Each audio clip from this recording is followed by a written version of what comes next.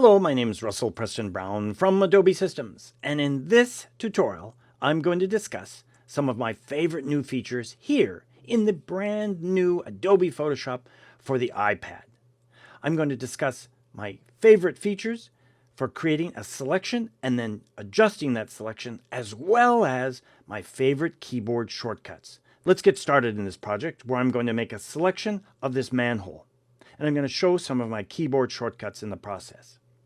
First, I'm going to tap and hold here from the toolbar to reveal all of my selection tools, as you see here, and then I can select the marquee tool right there. Then tapping on my screen and dragging, you can see I can make a marquee selection. But as you can see, it's always quite difficult to get the selection to match an exact ellipse or circle in this case, where I want to select the manhole exactly.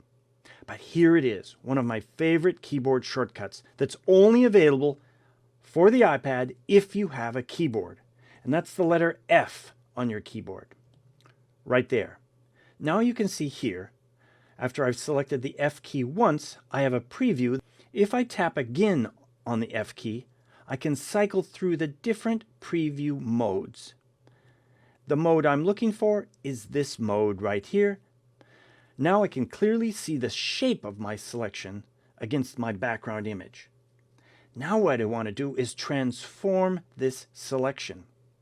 Here, from my Selection Tools action bar at the base, I'm going to select here for More. Then I'm going to select to transform my selection. Because this is a selection, it's just being previewed in this mode. Check this out. By tapping any of the control points here, I can then adjust the shape of my selection. So a great way to get something to be exactly the way you want it. Select it first, then you can transform the selection. I'm going to select Done. Check this out. If you hold down the Shift key and the letter F once again, it will then cycle through all of the different preview modes in reverse, ending back up here with the marquee. Excellent.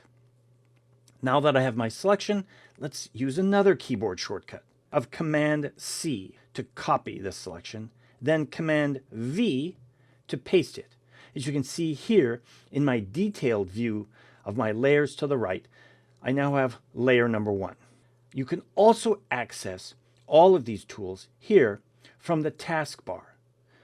I'm going to tap on the 3 dots here at the base of the taskbar to reveal all of my layer actions.